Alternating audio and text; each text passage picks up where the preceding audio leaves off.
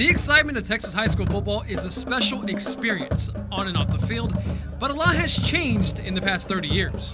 Texas, obviously, for years and years was known for, 3 yards and a cloud of dust and power football. Quickly, passing became the it thing, and Hal Mumme and then Mike Leach spearheaded the effort. I think the more we start playing people that hurt us with that kind of stuff, we had to implement it so we knew what they were doing. I think we've all patterned some of that and implemented it into our offenses. We do actually have plays, from Mike Leach at Tech when he was at Tech, and then Coach Mumme when he was out at New Mexico State and McMurray. And now there isn't many places where you won't see Mumme's imprint. I think he was always a little bit on the edge as far as some of the things that he did. And maybe a lot of people didn't, accept it originally and right off the bat. And he's always kind of been that way, but he really didn't care. Well, let's start from the beginning.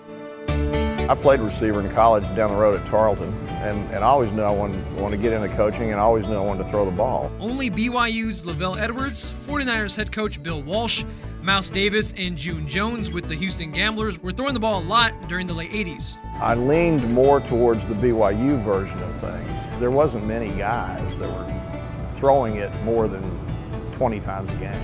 And so we did it at Copperas Cove High School. And they immediately had success. There was 3 teams, Temple, Westlake, and McLean Ellison, they had never beaten in the history of playing, and we beat all 3 of them. After turning around the Bulldogs, he decided to take the next step. I wanted a challenge, so I moved my family to Iowa Wesleyan College. Not much winning was happening at the NAIA school during that time. He would eventually hire Mike Leach as his offensive line coach. Then again, things changed. After 2 years, none of the small liberal private arts colleges around the area would play us. And at this time, Mumme's teams were passing the ball a lot. But then he visited a practice by Don Edwards, who had won 6 Grey Cups in Canada. He said, well, watch our bandit drill at the end. That's where we practice 2-minute offense. That's how you practice no huddle. I said, that's our answer, but we're going to do it the whole game. That was the start of what is known as the air raid offense. That wasn't the official name yet, but Leach changed that.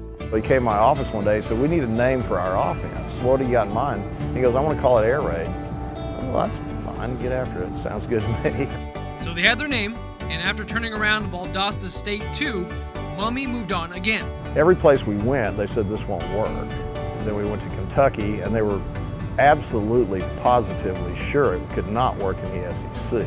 And then after we beat Alabama, then all of a sudden it wasn't, does this work? It was, how can we find out about it? And many wanted to after Leach was hired at Texas Tech. Mumme went on to coach at Southeastern Louisiana, McMurray, and recently at Jackson State. And now his coaching tree has expanded all over the place. We didn't really think that as many people would adopt it as have. I think it's been good for the game. It's made it more entertaining. You look at how many Texas quarterbacks are starting in the NFL, and he and those guys in that tree of offensive thinking had a lot to do with that. They changed the game of football for the better, and it's only going to keep getting better. In Abilene, I'm Jerry Huerta.